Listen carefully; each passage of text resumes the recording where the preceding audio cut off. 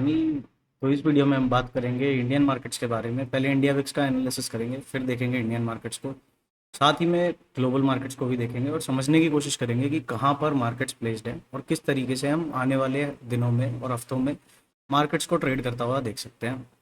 तो सबसे पहले चलेंगे इंडिया विक्स के चार्ट पे और इंडिया विक्स को एनालाइज करेंगे। अब यहाँ पर इंडिया विक्स को अगर हम देखें जून के मंथ में, तो यहाँ पर आपको देखने को मिलेगा कि 16.9 के अराउंड यहाँ पर इंडिया विक्स में एक रेजिस्टेंस एरिया है। ठीक है, तो 16.9 का एरिया जैसे ही इंडिया विक्स रिकैप्चर करेगा, उसके बाद यहाँ पर अगर विक्स राइज होना स्टार्ट करेगा तो मार्केट्स के लिए पैनिक और फियर का सिनेरियो दोबारा से स्टार्ट हो जाएगा। आज के सेशन में हालांकि हम देखें तो आज के सेशन को अगर आप देखोगे तो India VIX is down by almost 8.5%। 8.5% से इंडिया विक्स डाउन है। तो इंडिया विक्स 8.5% डाउन होने का मतलब क्या है कि मार्केट के अंदर जो एक पैनिक का और अनसर्टेनिटी का सिनेरियो है वो अभी फिलहाल नहीं है, और यहाँ पर मार्केट्स में चीज़ें अभी थोड़ा सा नॉर्मल सिनेरियो चल रहा है यहाँ पर। अब देखते हैं इसका इम्पैक्ट निफ्टी 50 पे क्या पड़ा। अगर आप निफ्टी की 2 दिन की कैंडल्स देखोगे यहाँ पर, आज के सेशन का और कल के सेशन का, तो दोनों कैंडल्स ने आपको क्या दिखाया है। कल की कैंडल ने क्या दिखाया है कि भाई बायर्स ने प्राइस को अपसाइड में पुश किया, बट जो क्लोजिंग हुई वो लोअर लेवल पे आकर हुई। आज की कैंडल ने क्या दिखाया कि भाई जो ओपनिंग मिली है वो हमें एक गैप अप ओपनिंग मिली है। प्राइस काफ़ी नीचे की तरफ जाता है, बट जो कल का क्लोजिंग प्राइस था, कल के क्लोजिंग प्राइस ने एक्ट किया एज अ सपोर्ट एरिया, और वहाँ से फिर आपको एक रिकवरी देखने को मिली और मार्केट ने जो क्लोजिंग करी है वो ऊपर के लेवल्स पे जाके करी है।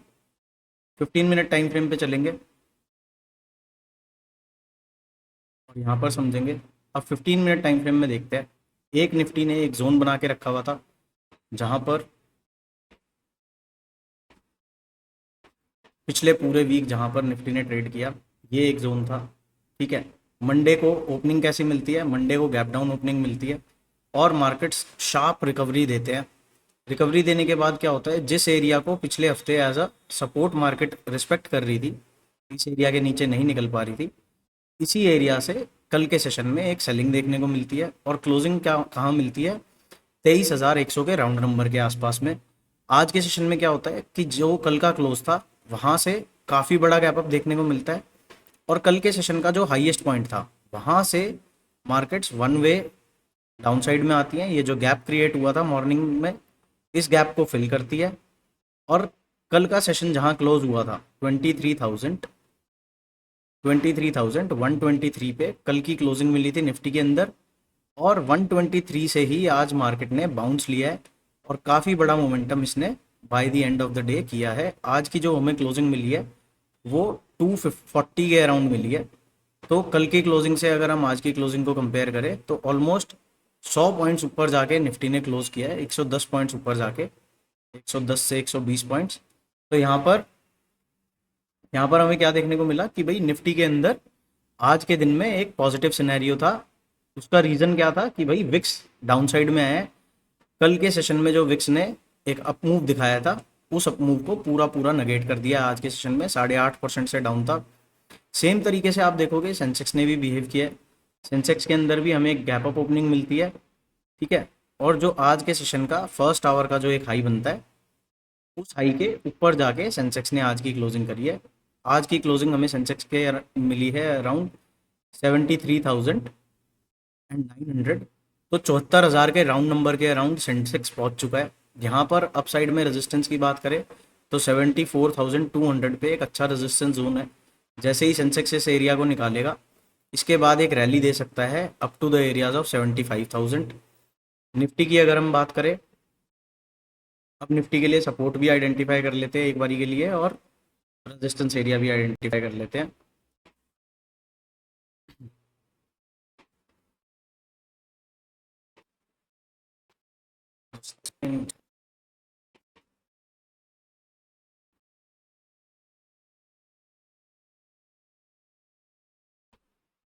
ठीक है, तो निफ्टी को देख, निफ्टी 23,100 का जो आज के सेशन का लो है, 23,100 का जो सपोर्ट की तरह करेगा।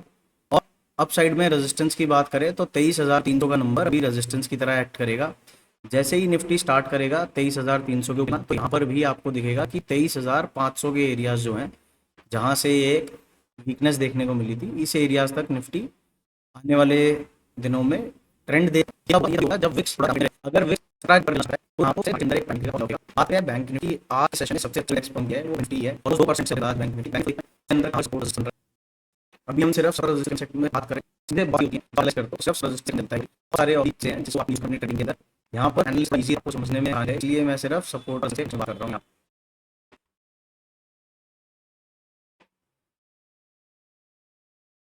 तो यहाँ पर बैंक निफ्टी के अंदर देखते हैं क्या सिनेरियो रहा। अब बैंक निफ्टी को देखें तो कल की जो क्लोजिंग मिली थी वो 54,000 के राउंड नंबर के अराउंड मिली थी।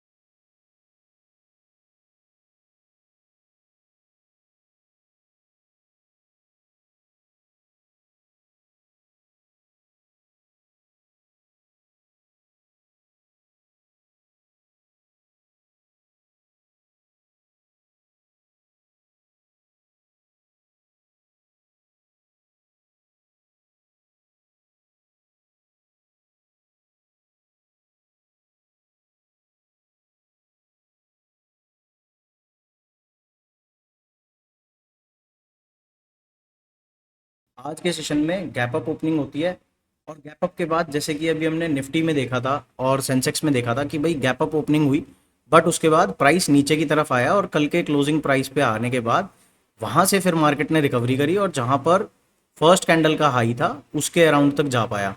बट बैंक निफ्टी ने क्या किया, गैप अप ओपनिंग करके वन वे मोमेंटम किया अप साइड में, पुल बैक आया तो पुल बैक में भी इतनी स्ट्रेंथ थी यहाँ पर कि बाय सेलर्स इसको बहुत ज़्यादा नीचे के एरियाज पे नहीं लेके आ पाए। कल के सेशन के हाईएस्ट पॉइंट के ऊपर ऊपर ट्रेड करता रहा और फिर जब मार्केट्स ने बाउंस किया तो बैंक निफ्टी ने काफ़ी बढ़िया रैली दिखाई और ये 55,250 के एरियाज पे चला गया। ऑलमोस्ट 2% का मोमेंटम है। कल क्लोज हुआ था 54,000 के राउंड नंबर पे, आज की क्लोजिंग मिली है 55,250। तो काफ़ी बड़ा मोमेंटम, ऑलमोस्ट 1100 पॉइंट्स का मोमेंटम यहाँ पर बैंक निफ्टी ने दिखाया है। तो इससे क्या पता लगता है कि भाई बैंकिंग स्पेस जो है उसके अंदर बुल रन अभी चालू है। तो यहाँ पर सबसे स्ट्रॉन्ग रिकवरी बैंकिंग में देखने को मिली है। बात कर लेते हैं फिन निफ्टी की। ऑलमोस्ट सिमिलर सा ही सेक्टर है। बैंकिंग में हमारे पास, बैंक निफ्टी में हमारे पास बैंक्स है, फिन निफ्टी के अंदर हमारे पास फाइनेंशियल सर्विसेज की जो स्टॉक्स हैं वो सारी हैं। यहाँ पर भी सिमिलर सिनेरियो आपको देखने को मिलेगा कि गैप अप ओपनिंग हुई, गैप अप ओपनिंग के बाद में फर्स्ट कैंडल पॉजिटिव बनता है, उसके बाद पुल बैक आता है और पुल बैक इतना स्ट्रांग था कि फर्स्ट कैंडल का जो लो है उसको ही डाउन साइड में ब्रेक नहीं किया। तो बैंक निफ्टी ने और फिन निफ्टी ने एक कंपेरेटिव स्ट्रेंथ दिखाई आज के सेशन में, ठीक है, निफ्टी के और सेंसेक्स के कंपैरिजन में। अब यहाँ पर आप निफ्टी को देखोगे अगर, तो निफ्टी ने गैप अप के बाद डाउन साइड में आके कल के क्लोजिंग प्राइस को रीटेस्ट किया है और फिन निफ्टी ने आज के सेशन के लो को सिर्फ रीटेस्ट किया है, कल की क्लोजिंग से तो काफ़ी ऊपर ट्रेड करा है। अब यहाँ पर देखेंगे तो ये इंडेक्स भी ऑलमोस्ट 1.4% अप है। 400 पॉइंट्स का लगभग यहाँ पर मोमेंटम देखने को मिला है। कल का क्लोजिंग हमें मिला था 24,800 के राउंड नंबर पे और आज का क्लोजिंग मिला है 25,150 के नंबर पे। तो काफ़ी बढ़िया रैली यहाँ पर बैंक फिन निफ्टी में भी आई है। अब इसका अगर हम एक बार डेली चार्ट देख लेते हैं, बैंक निफ्टी का भी देखते हैं और फिन निफ्टी का भी देखते हैं। अब यहाँ पर अगर हम डेली टाइम फ्रेम पे बात करें तो फिन निफ्टी के लिए डेली टाइम फ्रेम पे रेजिस्टेंस क्या निकल के आ रहा है, 25,600 का नंबर। 25,600 के ऊपर अगर किसी दिन हमें क्लोजिंग मिलना स्टार्ट होता है डेली टाइम फ्रेम पर तो यहाँ पर आप देखोगे कि एक, अगर आप इस तरीके से यहाँ पर ट्रेंड लाइन भी बनाओगे तो ये ट्रेंड लाइन का भी ब्रेकआउट यही जोन पे आके होएगा। तो यहाँ पर इस तरीके का जब एक फॉलिंग चैनल क्रिएट होता है तो इसका जो अपर एंड है ये काम करता है आपके लिए रेजिस्टेंस का, ठीक है। यहाँ पर जब भी प्राइस आएगा तो यहाँ से आपको सेलिंग देखने को मिलेगी और जो लोअर एंड है यहाँ पर ये आपका काम करता है सपोर्ट एरिया का। तो यहाँ से एक बाउंस एक्सपेक्टेड है। आज के सेशन में भी हमें बढ़िया पॉजिटिव मोमेंटम मिला है। तो 25,600 के राउंड नंबर के ऊपर जिस दिन फिन निफ्टी क्लोज करेगा फिर हम टारगेट रख सकते हैं 26,326 तक का। बात करें बैंक निफ्टी में सिमिलर तरीके से, तो बैंक निफ्टी को अगर देखोगे तो उसके अंदर भी सिमिलर ही सेटअप आपको दिखेगा क्योंकि ऑलमोस्ट सेम चलते हैं ये। अब यहाँ पर अगर हम एक ट्रेंड लाइन बनाते हैं तो यहाँ पर ये देखने को मिल रहा है कि ये जो एक ट्रेंड लाइन थी इस ट्रेंड लाइन का ब्रेकआउट आज के सेशन में बैंक निफ्टी ने कर दिया है। ठीक है, ये इसका जो हॉरिजॉन्टल रेजिस्टेंस एरिया था इसके भी ऊपर निकल चुका है और ट्रेंड लाइन का भी ब्रेकआउट हो चुका है यहाँ पर। तो यहाँ पर अब नेक्स्ट एरिया ऑफ रेजिस्टेंस कौन सा दिखता है, इमीडिएट की बात करें तो 55,560 दिखता है। उसके बाद नेक्स्ट एरिया की बात करें तो 56,120 दिखता है एंड अल्टीमेट जो रेजिस्टेंस है वो है 57,500 के राउंड नंबर पर। इसी तरीके से अब अगर हम मिड सेलेक्ट इंडेक्स को देखें तो मिड सेलेक्ट इंडेक्स के अंदर भी आपको देखने को मिलेगा कि सपोर्ट एरिया के पास आया है। पिछली वीडियो के अंदर हमने बात करी थी कि भाई 13,950 का जो एरिया है अगर ये डिफेंड नहीं हो पाता है तो यहाँ पर आपको काफ़ी सीरियस फॉल दिख सकता है और यहाँ पर आपको मिड कैप इंडेक्स देखने को मिल सकता है 13,500 के नंबर पर। बट यहाँ पर क्या हुआ, कल के सेशन में यहाँ पर हमें एक ग्रीन कैंडल देखने को मिला, मतलब यहाँ पर बायर्स ने ये एरिया को डिफेंड किया और फिर आज के सेशन में गैप अप खुलने के बाद भी ये कंटिन्यू अपसाइड में ट्रेड करता रहता है। अब यहाँ पर रेजिस्टेंस एरिया की बात करें तो 14,350 का जो एरिया है ये डेली टाइम फ्रेम पे एक रेजिस्टेंस की तरह एक्ट करेगा। इसके नीचे अगर हम चलते हैं, अगर हम 15 मिनट टाइम फ्रेम पर देखें तो यहाँ पर कौन सा एरिया ब्रेकआउट का जोन लगता है और कहाँ से इंडेक्स के अंदर वीकनेस आ सकती है उसको डिस्कस कर लेते हैं। यहाँ पर अगर हम देखें तो ये भी ऑलमोस्ट बैंक निफ्टी और फिन निफ्टी की तरह ही चला है। यहाँ पर गैप अप ओपनिंग होती है, गैप अप के बाद प्राइस कंसोलिडेट करता रहता है एक जोन के अंदर में, ब्रेकआउट देता है, प्रीवियस एरिया ऑफ रेजिस्टेंस से दोबारा इसको रिजेक्शन फेस करने को मिलता है। बट रिजेक्शन इतना स्ट्रांग नहीं होता है कि ये जो इंट्राडे के जो सपोर्ट एरियाज थे इसको ब्रेक कर पाए और सेकेंड हाफ के अंदर एक अपसाइड का मोमेंटम करता है जिसके अंदर ये जो रेजिस्टेंस जोन था इसके ऊपर जा करके क्लोजिंग करता है। तो यहाँ पर इमीडिएट रेजिस्टेंस की बात करें तो 14,230 का नंबर है। इस एरिया के ऊपर निकलना स्टार्ट करेगा अगर मिड सेलेक्ट इंडेक्स, तो यहाँ पर आपको फिर से बाय ऑन डिप्स का सेटअप काम करता हुआ दिखेगा। इसके अंदर वीकनेस कहाँ पर आ जाएगी, वीकनेस आएगी ओनली बिलो 14,000।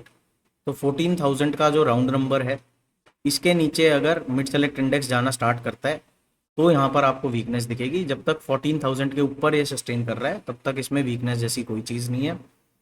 तो यहाँ पर थोड़ा सा ऑप्टिमिज्म वापस आया है मार्केट के अंदर। अब इसका रीज़न हम समझ लेते हैं। एक तो हमने इंडिया विक्स देख लिया कि भाई इंडिया विक्स डाउन है, दूसरा रीज़न देख लेते हैं कि किस वजह से यहाँ पर हमें आज बाउंस देखने को मिला है। तो इसका दूसरा मेजर रीज़न जो बनता है वो है डॉलर का वीकनेस। अगर हम डॉलर को देखें तो अभी ऑलमोस्ट 2 दिन पहले यहाँ पर फ्राइडे के सेशन में डॉलर ने 100 के नंबर को टैप किया था और वहाँ पर एक ब्रेकआउट का सिनेरियो बना था। डेली टाइम पर चले